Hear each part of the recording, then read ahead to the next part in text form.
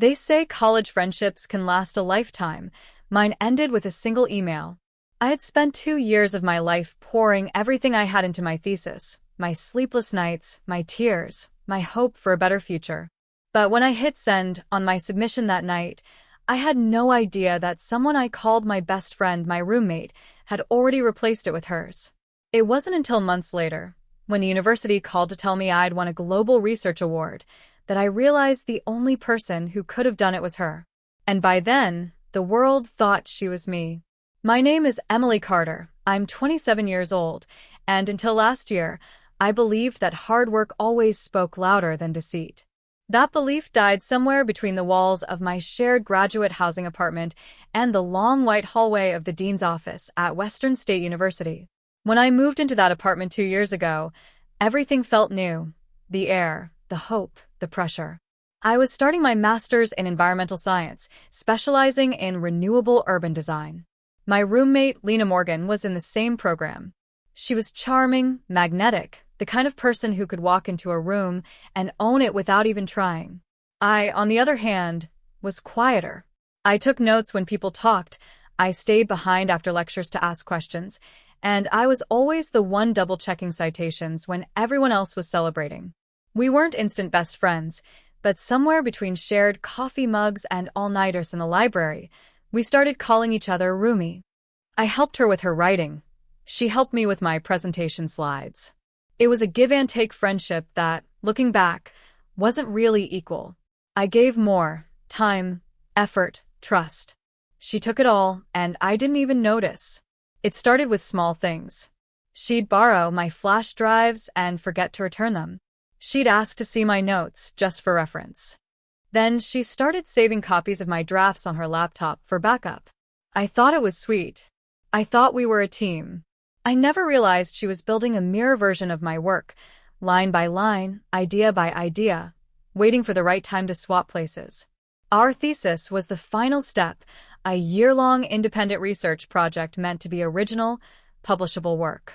Mine focused on green roof systems for sustainable cities, a topic I'd been passionate about since undergrad. It wasn't just an academic goal, it was personal. My mom had been a construction engineer who always dreamed of eco-friendly housing, but she passed away before I graduated college. This was my way of finishing what she started. Lena's thesis, at least at the beginning, was on something entirely different, coastal restoration. I even helped her edit it once. But somewhere along the way, her drafts stopped appearing. She claimed she'd switched topics to something broader. I didn't think much of it. We were both drowning in deadlines, and grad school exhaustion makes you overlook the cracks in people. The night before submission, I remember staying up until 2:30 a.m. proofreading my paper. My laptop was overheating, and my eyes were burning, but the final PDF gleamed on my screen like a trophy. Version 11_final_final. I named it, the way every desperate grad student names their last shot at sanity. Lena was already asleep in her room. Or so I thought. I sent the file through the university's submission portal, double-checked the confirmation email, and closed my laptop. It was done. I felt like I could finally breathe again. The next morning, she was gone, just a note on the counter. Went home for the weekend. Congrats, genius. You deserve some rest. Love, L. Nothing about that felt strange. Not yet. 3 weeks later, our advisor, Dr. Stevenson, called us both into his office. Emily, Lena, he said, leaning back in his chair. The faculty's impressed. We're submitting both of your theses for external review. And Emily, yours, in particular, shows remarkable application potential. I remember glancing at Lena, who smiled back at me, her face unreadable. Wow, she said softly. That's amazing, Em. Her tone was perfectly measured, supportive, proud, but distant enough to hide something I couldn't yet name. The next few months blurred into job applications, teaching assistant work, and graduation planning. I didn't think about the thesis again until the email came. It was from the International Sustainability Forum, a research organization that annually selects only 3 global finalists for their Innovation in Eco-Design Award. My paper had been nominated, except they addressed the email to Lena Morgan. For a second, I thought it was a typo. I reread the message twice. The title of the paper was mine, word for word. Green Roof Systems for Sustainable Cities, Integrating Ecology and Infrastructure. And under author? Lena's name. My first reaction wasn't anger, it was confusion. There had to be a mix-up. Maybe the university sent the wrong file? Maybe she'd been copied by mistake? I called her immediately. No answer. I texted. Nothing. Hours later, she finally replied. Hey, I'm in London right now. Crazy, right? They invited me for the conference. I can't believe this is happening. I felt my stomach drop. She didn't sound confused. She didn't sound scared. She sounded triumphant. My fingers trembled as I typed back. Lena, that's my thesis.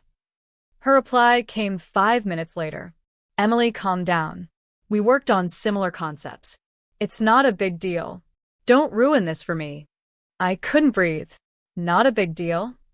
My entire research, the data I collected, the models I built, even the personal dedication I'd written for my mom, it was all there.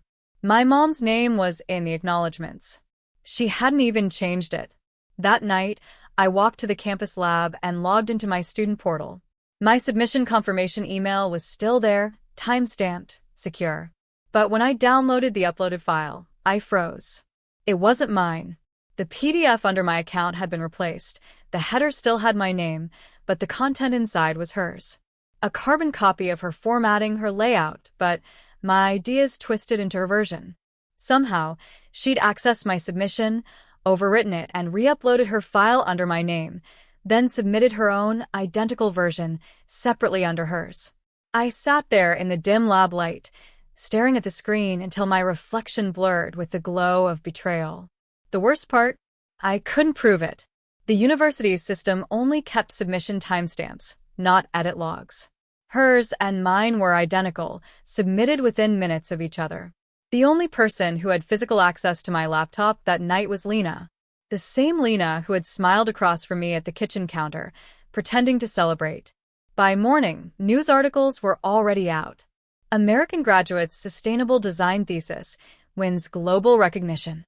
Western State alumna to represent U.S. in London Research Forum. Every headline bore her name. Every quote was something I'd written in my notes. I didn't go to graduation.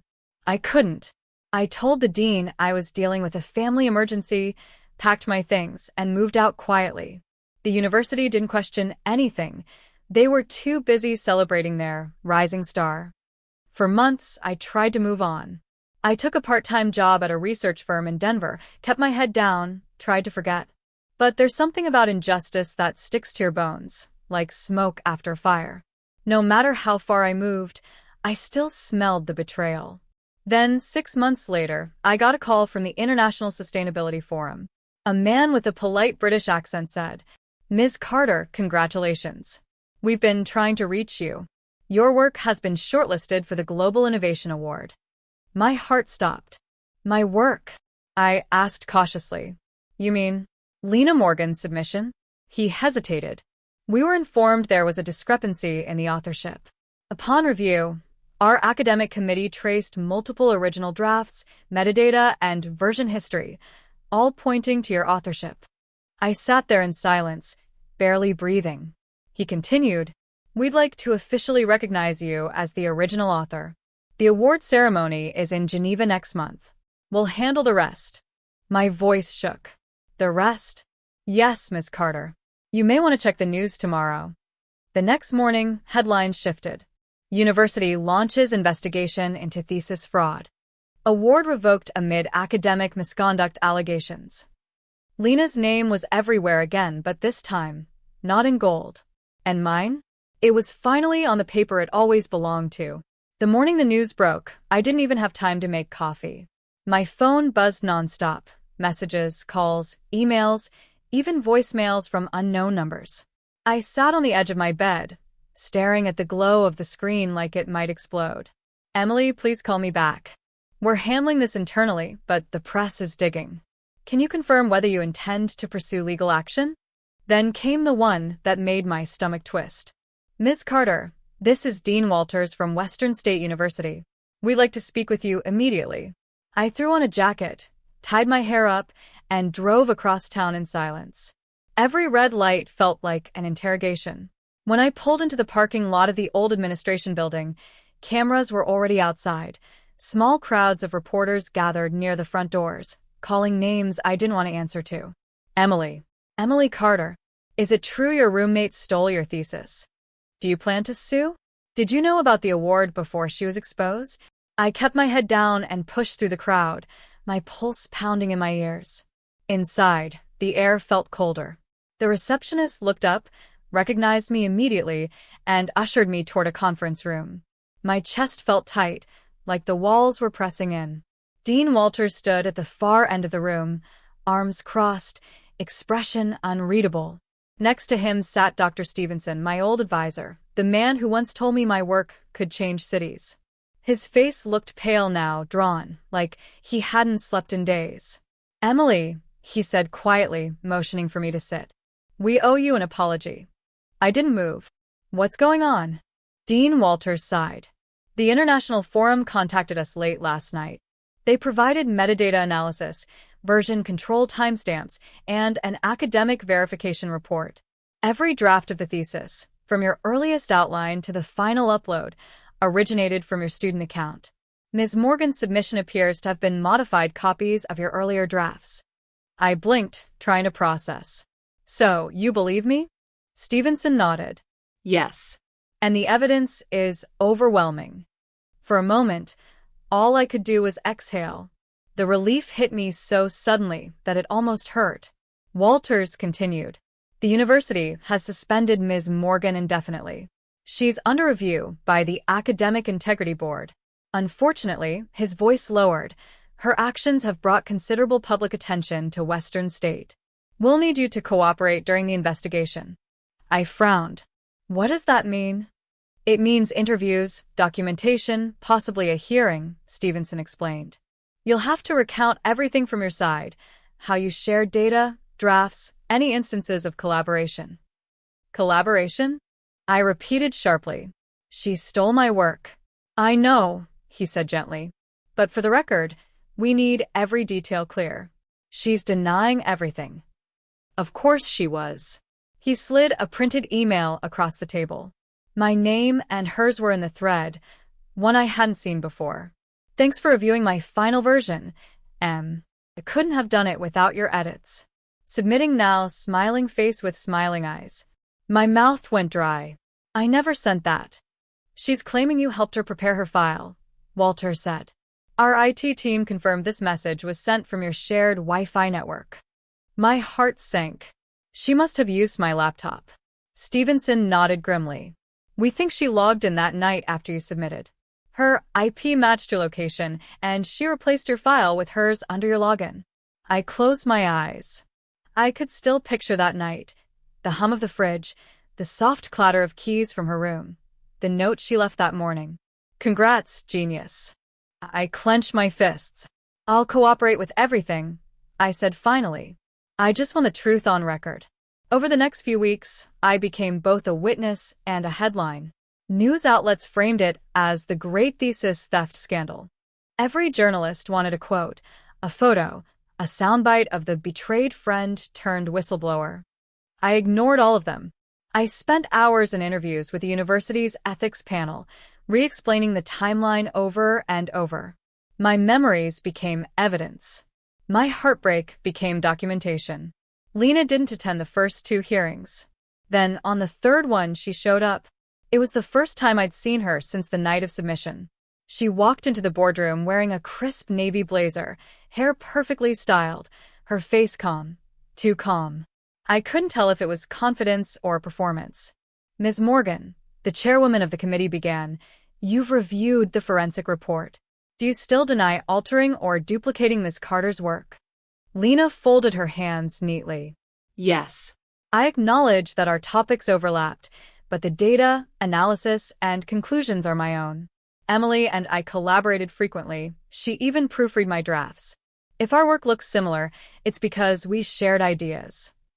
My jaw tightened. I wanted to scream, but I didn't. I let the evidence speak. The committee projected 2 files side by side, mine and hers.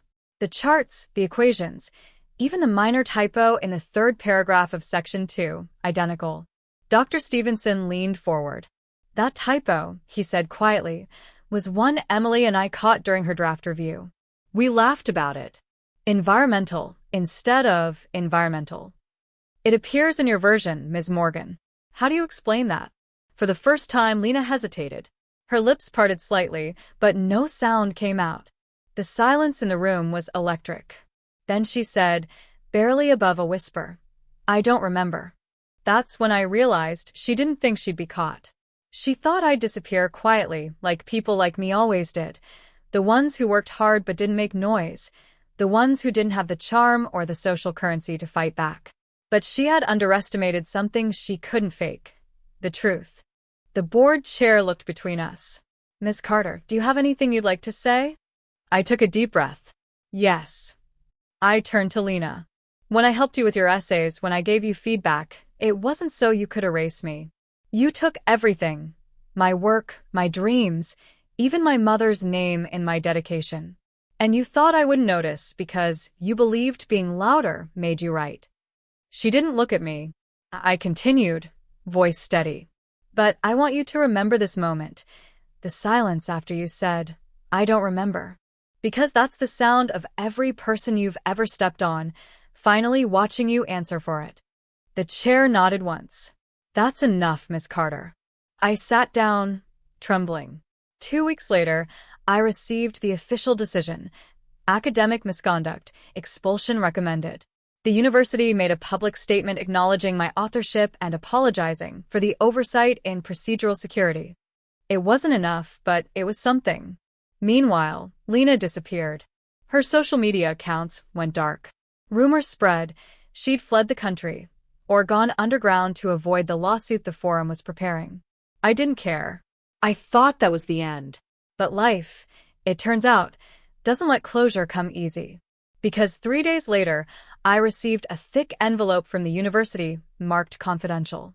Inside were documents from the IT audit, login logs, timestamps, and a memo at the bottom that made my heart stop. File access initiated externally from University Network, 11:47 p.m., April 18th. Source: Administrative Credentials, Dr. Stevenson's ID. My hands trembled. Dr. Stevenson? My advisor? I reread it twice. The file showing Lena's upload wasn't done under her student account. It was authorized under faculty access. I drove to campus immediately. His office door was open. Papers were scattered everywhere. Boxes half-packed. He looked up when I entered, startled. Emily, he said softly. You shouldn't be here. I held up the memo. You used your login. Why? He ran a hand over his face. You don't understand. No, I snapped. I think I do. You helped her, didn't you? He didn't answer. Tears of rage stung my eyes. I trusted you. You told me my work mattered. You told me I was capable. He slumped in his chair. Lena came to me weeks before submission. She said you were struggling, that you'd had a breakdown. She said she'd taken over part of your data to finish the project. I thought I was helping both of you. My voice cracked. So, you gave her access to my file? He nodded weakly. Just to upload her draft for cross-checking. I didn't know she'd replace it. I stared at him, heart pounding. You didn't want to know. He didn't look up. Do you realize what you did? I whispered. You didn't just ruin my trust. You validated hers. You taught her that if she smiles and lies just right, the world bends for her. For the first time, his voice broke. I'm sorry, Emily. I stepped back, shaking. Not as sorry as you're about to be. That night, I forwarded the memo to the university's ethics board and the International Forum's Oversight Committee. By morning, the story had changed again. University professor under investigation in academic fraud case. New evidence suggests faculty complicity. The same reporters who had once shouted my name outside the building now wanted interviews, quotes, a face for justice. But I stayed silent.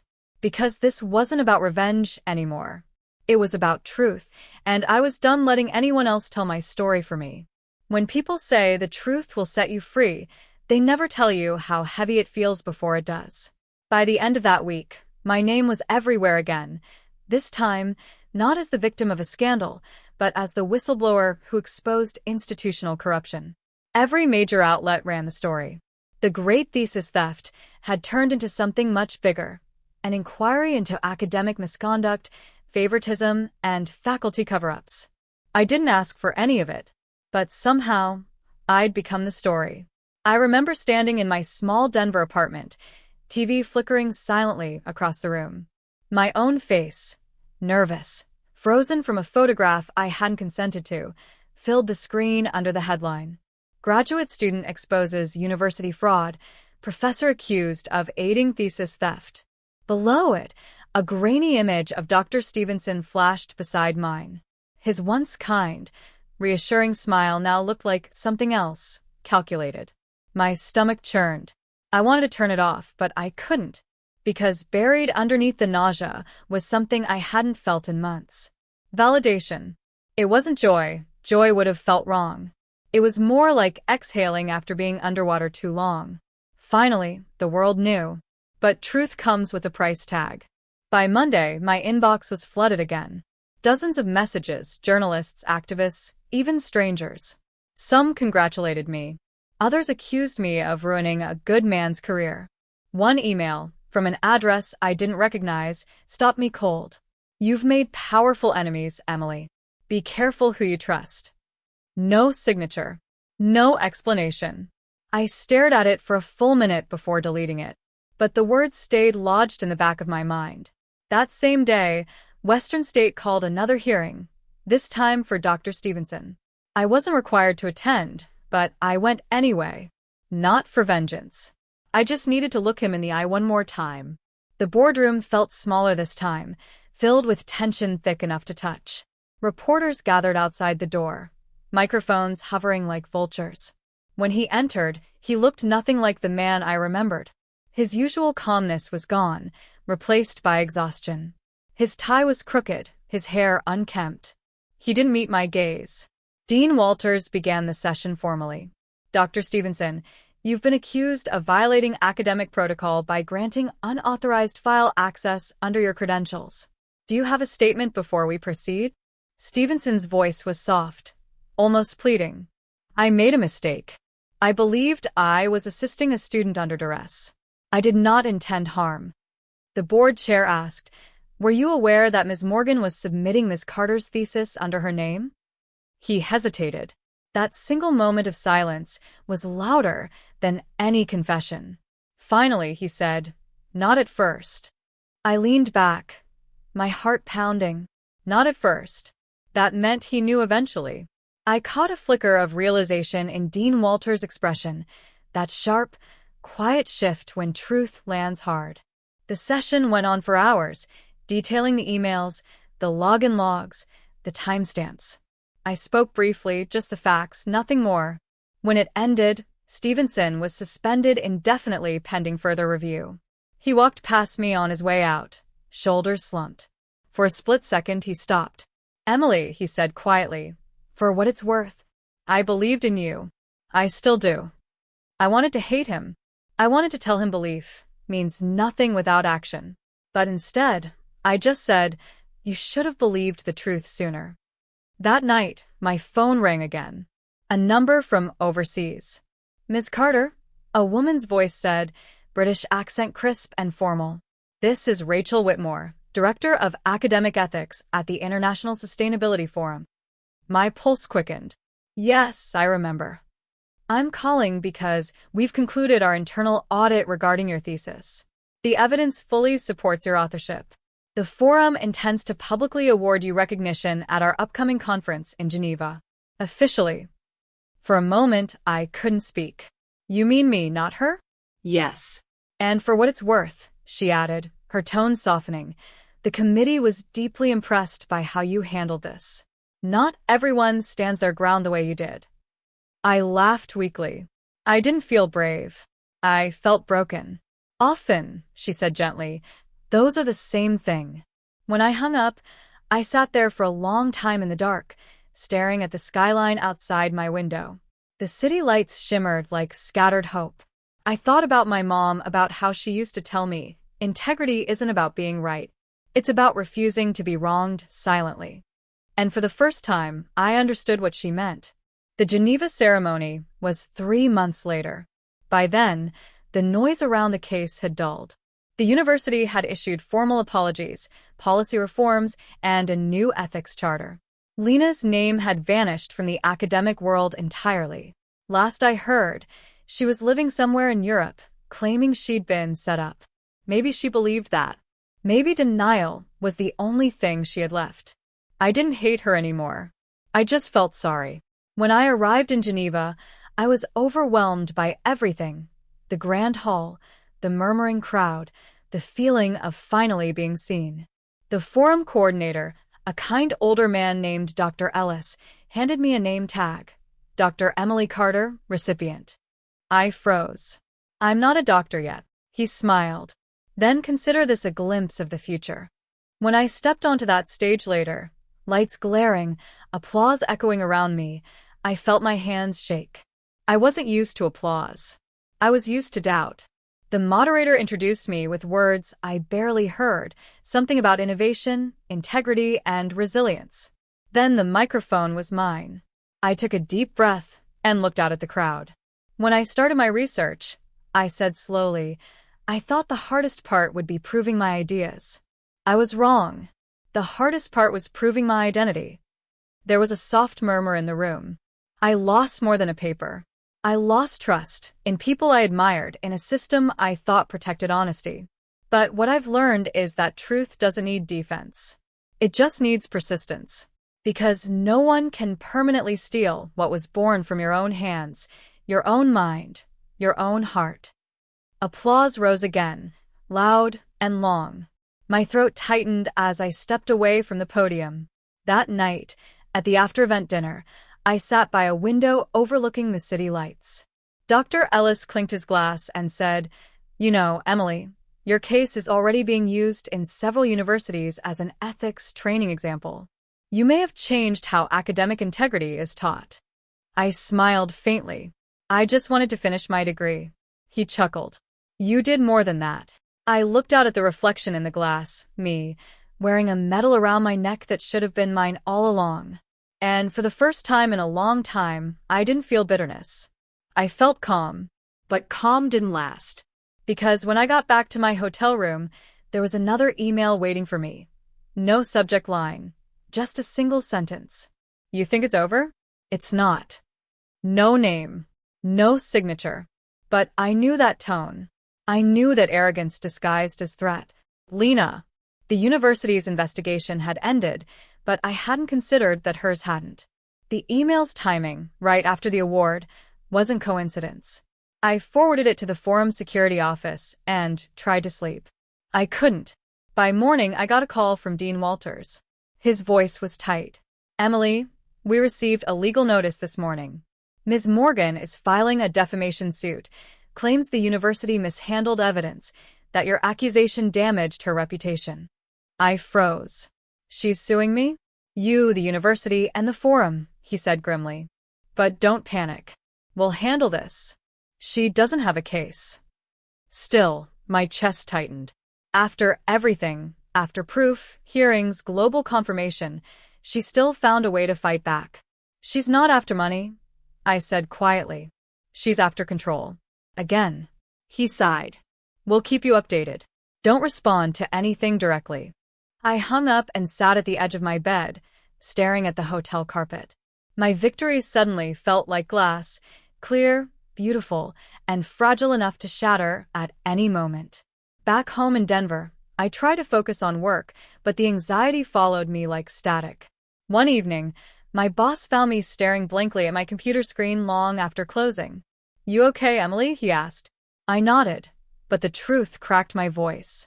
I thought it was over. He sat beside me. People like her don't stop because they lose. They stop when they have no audience left. Then what do?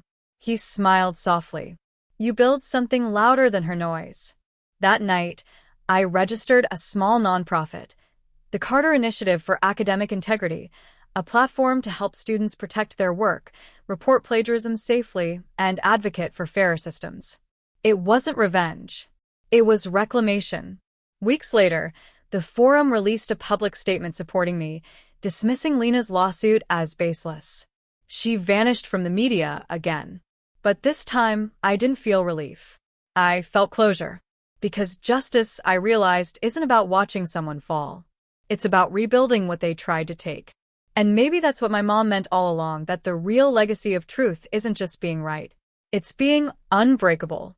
It's strange how healing doesn't come as a grand moment of relief. It comes quietly, in pieces. After months of chaos, I found a rhythm again. The Carter Initiative for Academic Integrity started as a simple website, just a small resource hub to help students secure their research, store data safely, and report misconduct anonymously. I wrote every article myself, recorded video guides, even held free online workshops on protecting intellectual property. At first, I expected only a handful of visitors. But within weeks, messages started pouring in. My professor published my lab results under his name. My co-author replaced my data before our conference submission. I don't know how to prove my work was stolen, please help. Each message felt like déjà vu. A reminder that my story wasn't rare. It was systemic. So I kept going. I partnered with a few ethics lawyers, reached out to academic associations, even spoke on local radio. My voice, the one I used to keep small, suddenly mattered. And people listened. By summer, the initiative had gone viral. A few journalists revisited my case, calling me the woman who turned betrayal into a movement. It was flattering, but it wasn't about that. It was about justice being accessible, not reserved for the loudest or the most privileged. Still, every time I saw my own face online, a small voice whispered in my mind, "Be careful." Because the last time my story went public, someone tried to destroy me. Then came the email that shifted everything again. It was from a private investigator hired by the International Forum. The subject line read, "Follow-up inquiry re. Carter versus Morgan case." Inside, a single paragraph. Ms. Carter, recent digital forensics uncovered additional metadata associated with your thesis file. It appears the upload was facilitated through an administrative account not belonging solely to Dr. Stevenson. We'd like to schedule a confidential conversation. My blood ran cold. I thought we'd already found the truth. But apparently there was more. When I met with the investigator, a quiet, older man named Mr. Avery, he placed a small folder on the table between us. We were in a modest office, no windows, just a desk and 2 chairs. "Miss Carter," he began, "I don't want to alarm you, but there's evidence your case was part of a larger academic scheme." I frowned. "Scheme?" He nodded. "Our analysis shows your thesis data was accessed not just once by Ms. Morgan, but multiple times, and not from her device alone. It was transmitted through a secondary account registered to an external consulting firm." I blinked, confused. "A consulting firm?" He flipped open the folder. There was screenshots, IP traces, server logs. One name stood out in bold. Greenfront Research Partners. The name hit me like static. "Wait, that's the environmental firm that funded our program's research grants." "Exactly," he said. "They sponsored both you and Ms. Morgan. But we've since learned that some of their consultants were offering students editing assistance in exchange for access to unpublished work. Essentially, they were scouting intellectual property before it hit the market." I stared at him. "You mean they were stealing research?" He nodded grimly. "Yes. And we believe Ms. Morgan was recruited, willingly or not, to pass along your findings." My mouth went dry. So Lena wasn't just jealous. She was working for them. Avery leaned forward. "We can't confirm intent yet, but the data transfer logs show your file was sent to their servers the same night she replaced your thesis." I felt a wave of nausea. The betrayal I thought I'd already processed suddenly deepened, spreading like poison. All this time, I'd believed it was personal, that she'd stolen from me out of envy, competition, insecurity. But now, it looked like she'd sold my work to the very corporation claiming to support sustainability. It wasn't just my trust she'd broken. It was everything I believed academia stood for. That night, I couldn't sleep. I kept replaying every memory, The way Lena would casually mention Greenfront, how she bragged about their recruiters, how Dr. Stevenson once hinted they were interested in my research. Maybe I'd missed the signs because I wanted to believe the best in people. Maybe I'd been too naive. The next morning, I called Mr. Avery. "I want to help with your investigation," I said. He paused. "Miss Carter, I must warn you, these companies are powerful. They have lawyers' NDAs connections." "I don't care," I said quietly. "They used my mother's ideas, my work for profit. If they built anything with my data, I want to know." Weeks passed. Avery kept me updated sparingly, small details, enough to know progress was being made. Meanwhile, I buried myself in the initiative. Then, one afternoon, an email arrived from a journalist named Laura Park. "Hi, Emily. I'm investigating Greenfront's internal ethics policies. Your case has connections to at least 2 other stolen thesis incidents, both involving students they sponsored. Would you consider an interview?" I hesitated. Part of me wanted to stay out of it. I'd had enough headlines for one lifetime. But another part of me knew silence only protected the powerful. So I agreed. The interview aired a week later on a national broadcast. Laura was direct but kind, allowing me to tell my story without sensationalism. When I discovered my work was stolen, I said on camera, I thought it was just one person's betrayal. But now I realize exploitation hides in systems that reward shortcuts over integrity. What happened to me shouldn't happen to anyone. The clip went viral within hours. #academic-integrity started trending again. Thousands of students shared stories of similar experiences. And with that came backlash. Greenfront released a public statement calling the allegations baseless, accusing me of media manipulation.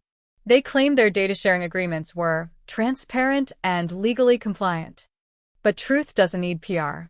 A week later, Avery called again. "We've got them," he said simply. "One of their employees just leaked internal emails, and your thesis file is attached. Same version, same timestamp." I sat in silence. So, what happens now? The Forum and the Department of Education are launching an inquiry. Greenfront will face charges for academic fraud and data theft. My throat tightened. What about Lena? "She's been subpoenaed," he said. "Looks like she wasn't just a pawn, she was paid." I swallowed hard. "How much?" $20,000, he said quietly. "Wire transfer 2 days before your submission." I closed my eyes. $20,000. That's all my work, my years, my mother's dream were worth to her. When the news broke again, it didn't explode like before. It spread like a slow, rolling tide. Corporate funding scandal rocks academic world. University research partner accused of intellectual property theft. Emails flooded in again. Students thanking me, professors apologizing, even strangers sending messages that said, "Keep going." But through it all, one thought wouldn't leave me, Lena. I kept picturing her the last time I saw her sitting in that hearing room, face blank, mouth dry. I wondered if she'd even known what she'd gotten herself into, or if she'd sold her soul thinking she could buy it back later. Either way, it didn't matter now, because the world finally knew the truth. All of it. One night, as I sat at my desk drafting an article for the initiative, my phone buzzed with a new message from an unknown number. You were right. No name, no context. But I knew. It was her. For a long time, I just stared at the message. I didn't reply, because sometimes silence is the loudest thing you can say. A month later, Greenfront collapsed under investigation. Multiple executives were charged. The university severed ties with them, and the Forum credited my exposure as the catalyst for reform. I received an official letter from the Department of Education thanking me for my courageous contribution to academic transparency. But the truth is, I didn't feel brave. I felt human again. And maybe that was enough. The initiative grew faster than I ever expected. By fall, we had volunteers across universities nationwide, professors joining as advisors, and even small scholarships for students who demonstrated ethical leadership. The girl who once whispered her story now stood behind podiums, teaching others how to protect theirs. But every time someone asked me how I survived it all, I'd give the same answer. I didn't survive it. I rebuilt from it. Because surviving means you return to who you were before. Rebuilding means you become someone new, stronger, sharper, unafraid. And that's exactly who I had become. Peace came slowly, not as a wave, but as a whisper. 6 months after the Greenfront scandal broke, my life had finally found a rhythm again. The Carter Initiative had grown into something real. We had a full-time team, funding from ethical education foundations and partnerships with several universities across the U.S. Our goal was simple but powerful: to make integrity louder than ambition.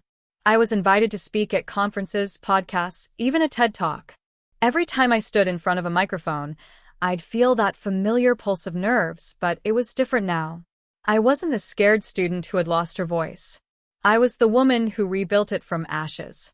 People often asked me what kept me going. I always said, truth does not need revenge to stay alive, it only needs space to breathe. And yet, some nights, I'd still dream of Lena. Not the version the media painted, the fraud, the liar, the villain, but the girl I once knew. The one who shared late-night ramen, sang off-key to Taylor Swift, and cried when she failed her first exam. That's the thing about betrayal. It doesn't erase love, it buries it under grief. It was late October when the letter came. I'd just returned home from a seminar in Chicago. The air outside smelled like rain, and my apartment was dimly lit, warm, familiar. My assistant, Claire, had picked up my mail earlier, leaving a small pile on the kitchen table. Among the bills and flyers was one envelope, plain, off-white, handwritten in neat cursive. No return address. Just my name, Emily Carter. Something about the handwriting felt eerily familiar. The small loop in the Y, the careful spacing. I tore it open slowly, my pulse quickening. Inside was a single folded page. The scent of lavender drifted faintly from it, the same scent Lena used to wear. I unfolded it with trembling hands. Emily, if you're reading this, I know you probably hate me. You have every right to. I've thought about writing this for months, but every version I started sounded like an excuse, and I don't deserve the right to explain. But I'm writing now because there's something you need to know before the lawyers, the media, or anyone else tells it their way. When I replaced your thesis, I told myself it was a way to survive.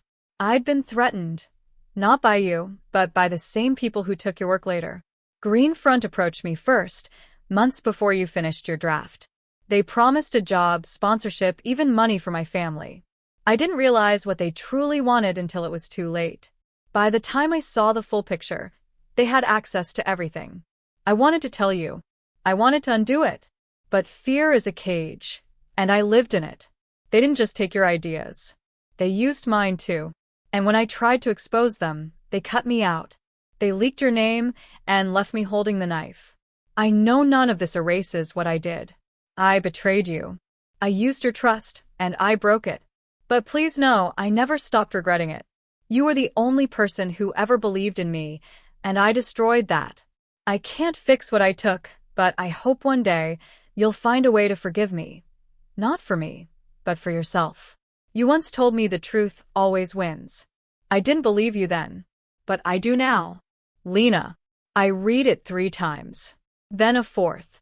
My chest felt tight, my eyes burning, not with anger, but confusion. She'd written in ink smudged by tears. I sat back on my couch, the letter trembling in my hand. For a long time I said nothing. The hum of the refrigerator filled the silence, and outside, the rain started again, soft, steady, endless. I didn't know what to feel. Part of me wanted to rip the letter apart, to scream that regret doesn't rewrite reality. Another part of me, the part that once saw good in her, wondered if she had finally told the truth. The words "they used mine too" echoed in my mind.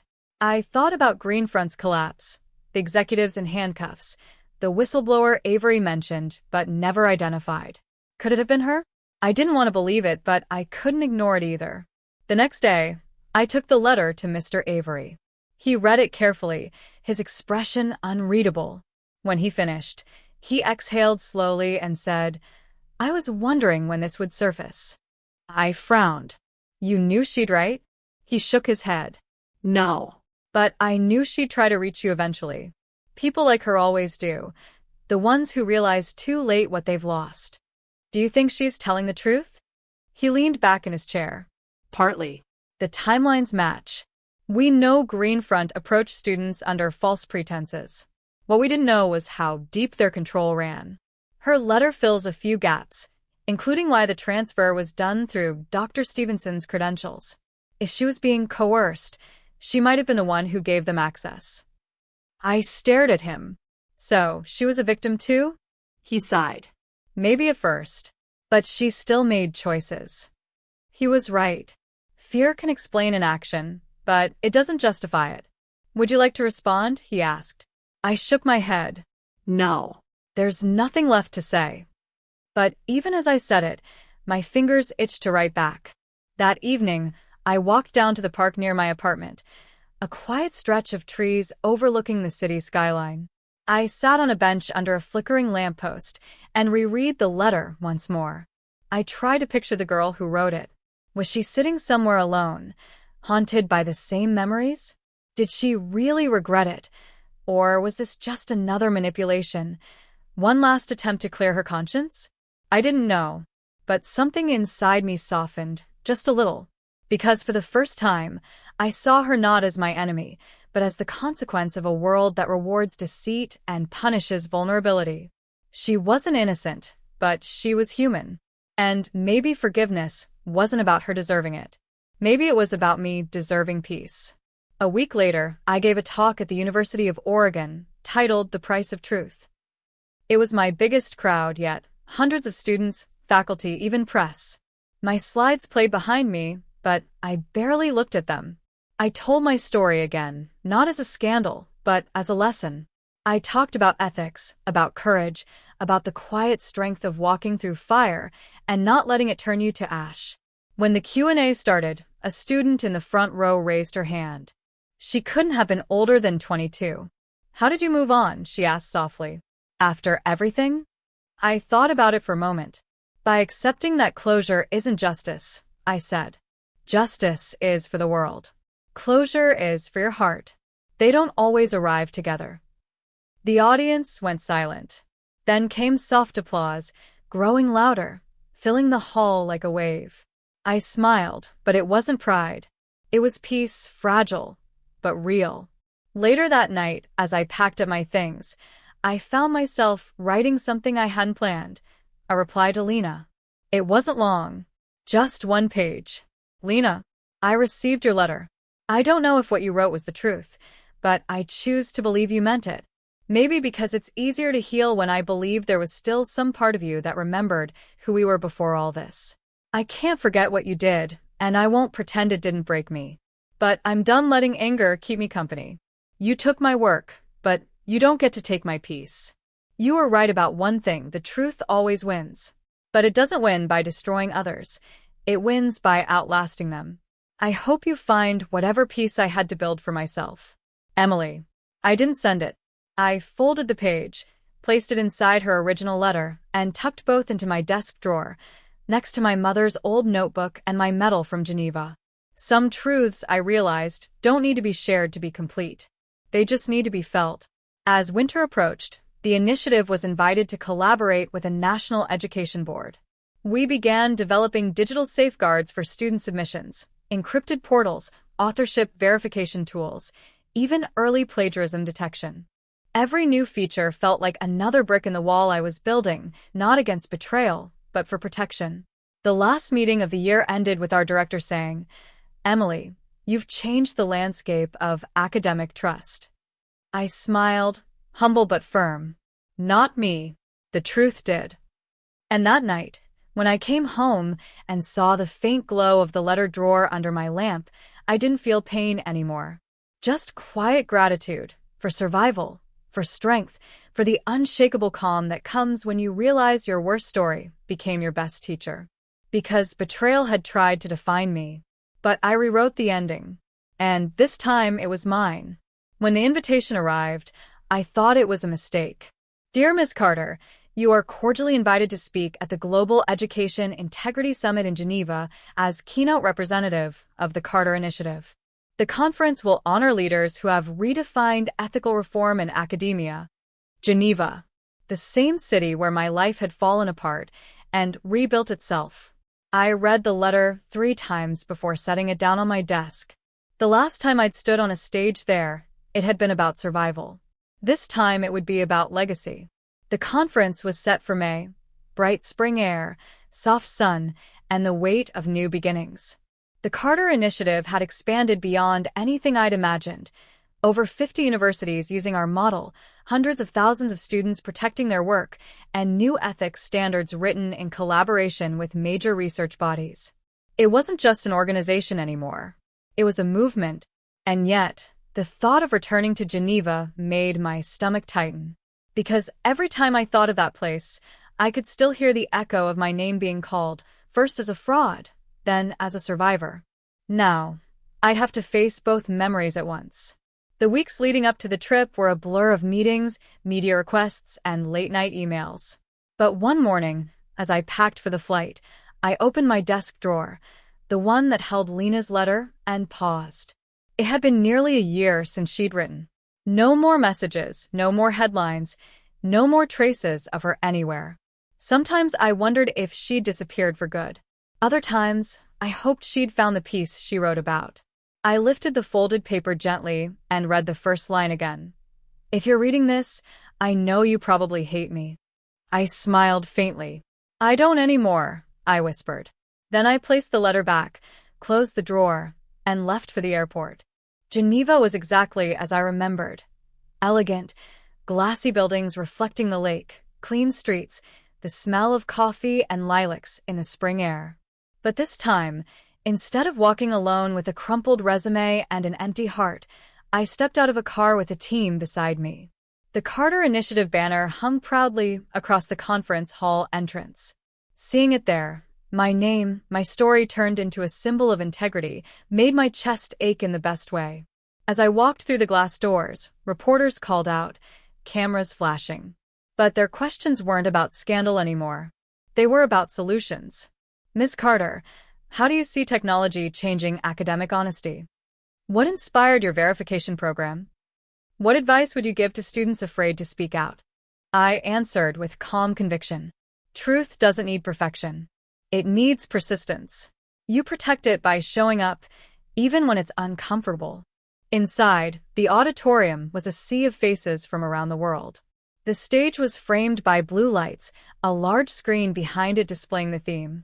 Rebuilding trust and knowledge. When it was my turn to speak, I took a slow breath and stepped forward. The hum of the crowd softened to silence. I was 27 when I learned the hardest truth about truth. I began. It doesn't always reward you when you deserve it. Sometimes it takes everything from you first, your peace, your pride, your faith in people. But if you hold on to it long enough, it finds its way back. I saw nods across the crowd, people who understood, not just academically but personally. I stand here not as a victim of betrayal, but as a student of it. Because betrayal, when survived, teaches you what loyalty really means. Not to others, but to yourself. Applause swelled, rising and fading like a heartbeat. And to anyone out there who's ever had their voice stolen, I want you to know, it's not gone. It's waiting. It just needs you to speak again. The room erupted in applause. As I stepped off stage, shaking hands and smiling, a conference coordinator hurried over. Ms. Carter, she said, someone from the audience has requested a private word. It's entirely up to you. I frowned slightly. Who is it? She glanced at her tablet. A delegate from the European Ethics Council. Names, Morgan. I froze. First name? Lena, she said softly. Would you like me to decline? For a long second, I couldn't move. The air felt thick. My pulse fluttered painfully in my chest. But then slowly I nodded. No. Tell her I'll meet her. They led me to a small garden terrace behind the conference hall, quiet, surrounded by ivy walls and distant lake reflections. And there she was, Lena Morgan. I almost didn't recognize her at first. Her hair, once sleek and golden, was shorter now, shoulder-length, wavier, streaked with natural brown. She wore a simple gray blazer, no jewelry, no pretense. She looked tired. Not in the way people do after a long day, but in the way they do after a long truth. "Hi, Emily," she said softly. Her voice trembled on my name. I didn't answer right away. I just studied her, not as my betrayer, not even as my former friend, but as a person shaped by consequences. "I wasn't sure you'd come," she said. "I almost didn't," I admitted. She nodded. "I wouldn't have blamed you." For a moment, neither of us spoke. The breeze rustled between us, carrying the faint sound of applause from inside the hall. Finally, I said, "Why are you here?" She looked down, then back up. "To tell you something in person that I couldn't write." I folded my arms. "I'm listening." Her eyes glistened. When Greenfront fell apart, the investigators found internal files, my emails, my transcripts, my contract. I was part of it, but I wasn't the only student they used. They had a list. Dozens of us, all desperate, all promised opportunities if we shared resources. I didn't interrupt. "They offered to clear my name if I cooperated," she continued quietly. "I've spent the last 6 months working with the Ethics Council, helping them expose similar schemes across Europe. That's why I'm here." The silence between us deepened. "Why tell me now?" I asked finally. She swallowed. "Because every time they introduce me, they call me by a title I don't deserve, an ethics advisor. And I can't hold that title until I've faced the person I wronged the most." I looked at her for a long time. Her posture wasn't defensive, it was defeated. Her voice carried no arrogance, just exhaustion and humility. "You've changed," I said quietly. She smiled faintly, a sad curve. "Pain does that. I guess we both learned the hard way." I hesitated. "What do you want from me, Lena?" Her answer came softly, almost like a confession. "Nothing. Just to say thank you. For speaking up. For being what I wasn't brave enough to be." I blinked, unprepared for that. "You think I did this for you?" "No," she said. "But because you did it at all, others like me got a second chance." Her eyes filled again, and for the first time, I saw not guilt, but gratitude. And I realized something I hadn't understood until that moment. Forgiveness isn't a transaction. It's a release. So I took a breath, stepped closer, and said quietly, "I forgave you a long time ago." She looked stunned. "You did?" "I had to," I said simply. "Otherwise, I'd still be your prisoner." Her lips parted, but no sound came out. Then, slowly, she nodded, eyes wet, face trembling between relief and disbelief. "Thank you," she whispered. "You have no idea what that means." "I think I do," I said. For a moment, we just stood there. Two women connected by pain, divided by choices, reunited by truth. Then she extended her hand. I hesitated, then shook it. And just like that, the story that had started in betrayal ended in something quieter, not redemption, but recognition. Later that evening, I watched the sunset from my hotel balcony. The lake glowed gold under the fading light. My team was celebrating downstairs, toasting our success, laughing. But I needed this moment, the silence, the stillness, the final exhale after years of holding my breath. On the table beside me was a small white envelope, a note Lena had left before she left the conference. "You were right. The truth always wins." I'm finally learning how to live with that. I smiled. Not because it fixed anything, but because it didn't need to. Some stories don't end with a door slammed shut. They end with one quietly closing and the sound of peace on the other side. When I flew home, I carried nothing extra. No souvenirs, no regrets. Just a sense of completion. At the airport, a woman stopped me, holding a copy of a magazine featuring the Carter Initiative. "Are you Emily Carter?" she asked shyly. I nodded. She smiled. "My sister almost quit school after her research was stolen. Your story made her stay. She just graduated last week." I felt my throat tighten. "That's amazing," I said softly. She squeezed my hand. "Thank you for not staying quiet." As she walked away, I thought of my mom again. Of her hands covered in blueprint dust, her eyes bright with belief. She once told me, "The strongest buildings aren't the tallest ones, Emily. They're the ones that stand after the storm." And maybe that's all I ever was, the building that stood. They say time heals everything, but I don't think that's true. Time doesn't heal. It teaches. It shows you how to live with the pain differently, how to hold it, understand it, and eventually let it go. It had been 5 years since the day my life imploded, since the betrayal, the scandal, the truth that nearly broke me. Now, as I sat by the window of my office overlooking downtown Denver, I could finally say the words that used to feel impossible. I wasn't angry anymore. The Carter Initiative had grown far beyond my imagination. What began as a single woman's fight for her stolen voice had become a global organization, spanning over 30 countries. Universities adopted our ethical standards, research institutions implemented our digital verification tools, and students, thousands of them, share their stories without fear. Every time I opened my inbox, there were letters like, "Because of your program, my professor couldn't steal my data. Your story helped me come forward about my co-author's fraud. I almost gave up. Then I read about you." I kept them all, every message, every small victory, in a folder on my computer titled Proof That It Mattered. Because that's what healing is, really, collecting proof that the pain had purpose. That morning, I had an interview scheduled with a documentary filmmaker who was producing a series on women who rebuilt integrity. The title made me laugh when I first read it. I didn't feel like someone who rebuilt integrity. I just stopped it from disappearing.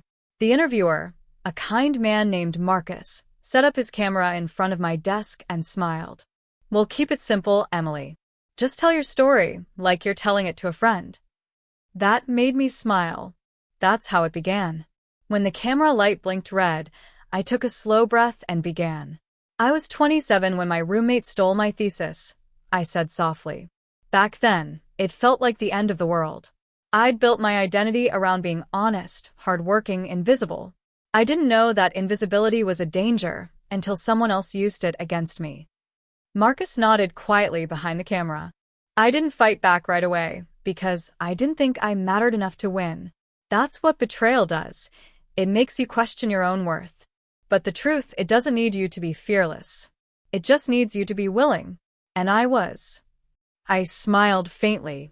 Looking back now, I think the betrayal was my greatest education. It taught me what no degree ever could, how fragile justice is and how powerful persistence can be. He let the silence linger, then asked, "Do you ever think about her?" "Lena." I nodded. "Sometimes. Not with anger, though. With understanding. We were both products of the same system, one that rewards shortcuts and punishes sincerity. I forgave her because I needed to be free, not because she deserved it." Marcus leaned forward slightly. "And if she were watching this interview right now?" I thought for a moment, then smiled softly. "I'd tell her thank you." His eyebrows rose slightly.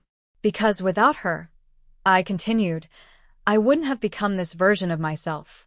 The one who learned that truth is not fragile, people are. And sometimes, it takes being broken by someone else's lie to discover just how unbreakable your truth is." After the interview, I walked through our office, a bright, modern space filled with plants, laughter, and the soft hum of purpose. My staff was young, passionate, idealistic, the kind of people who believed the world could be better and worked every day to prove it. As I passed by the communal workspace, one of our interns waved. "Miss Carter, you've got to see this." He pointed to a screen displaying a live video feed from our partner university in Kenya. Dozens of students were gathered in a lecture hall, celebrating the launch of the Carter Integrity Program, a curriculum we developed to teach ethics and authorship in schools worldwide. They were holding signs that read, "Our work, our voice, our truth." My throat tightened. I turned to my assistant, Claire, who stood smiling beside me. "Can you believe this?" I whispered. She grinned. "Believe it? You made it happen." I shook my head. "No." "We did. Because this, all of this, had been born not from victory but from loss." That night, I stayed late in the office, long after everyone else had gone home. The city lights glowed outside, and my reflection in the glass looked older, calmer. I opened my desk drawer, the same one I'd opened years ago, before flying to Geneva. The letter was still there. Lena's handwriting had faded slightly, the paper soft from being unfolded too many times. I read it again, quietly. They didn't just take your ideas. They used mine too. It struck me differently now. Back then, it had been a wound. Now, it was just history. I took out a pen and wrote a few words in the corner of the page. We both survived. That's enough. Then I tucked it back into the drawer for the last time. A few months later, I was invited to Washington, D.C. to receive the National Humanitarian Innovation Medal, an honor I never thought I'd live to see. The award ceremony was elegant, but understated. As I stood on stage, lights bright, applause filling the room, I thought about the girl I used to be, sitting in that university lab, staring at a screen that no longer held her work, believing her life was over. I wish I could have told her, "You haven't lost everything. You've just lost the version of yourself small enough to believe this is the end." When the host handed me the medal, I caught sight of a familiar face in the crowd, an older man, silver hair, kind eyes. Dr. Stevenson. He looked at me, nodded once, a quiet acknowledgement, no words needed. He had resigned years ago, but I'd heard he'd started teaching again at a community college, dedicating his last years to mentoring underprivileged students. Redemption, in its quiet form. When the event ended, he approached me.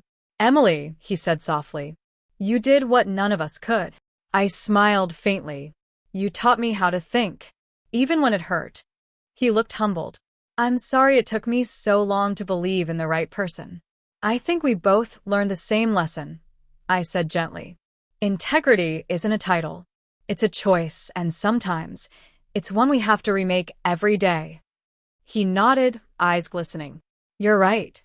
Months later, on the anniversary of my Geneva speech, I took a trip back to my old campus. Western State University had changed, new buildings, new faces, a new ethics department named after the initiative.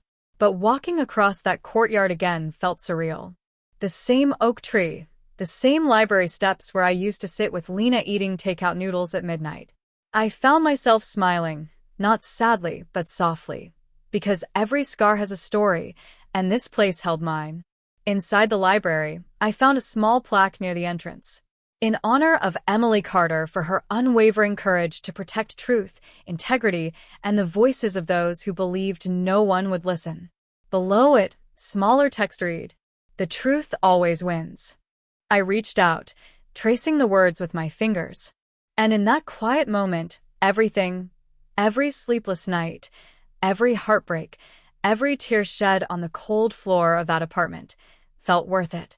That evening, as I walked back toward the parking lot, a group of students passed by, laughing, papers in hand.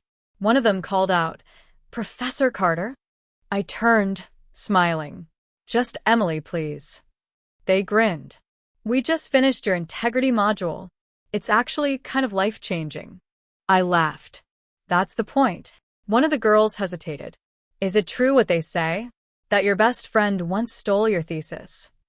I met her curious eyes, and instead of feeling bitterness, I just smiled. She didn't steal my story. She gave me one worth telling. The girl's eyes widened, then she nodded thoughtfully. "That's kind of beautiful." "Truth usually is," I said. That night, back at home, I sat on my balcony under the soft glow of Denver's skyline, journal in hand. The air was crisp, stars faint through city haze. I opened my notebook and began to write, not about the past, but about what came next. Because stories don't end when justice is served. They end when peace arrives. And peace had finally found me. To anyone who's ever been betrayed, to anyone whose voice was stolen, know this: the truth isn't fragile. It's patient. It waits for you to find it again. And when you do, it will whisper, "You were right all along." I closed the notebook, smiling through quiet tears. Then I lifted my gaze to the horizon, where the first light of morning was breaking through. And for the first time in a long time, I didn't just feel like the woman who survived betrayal. I felt like the woman who rewrote what it meant to win.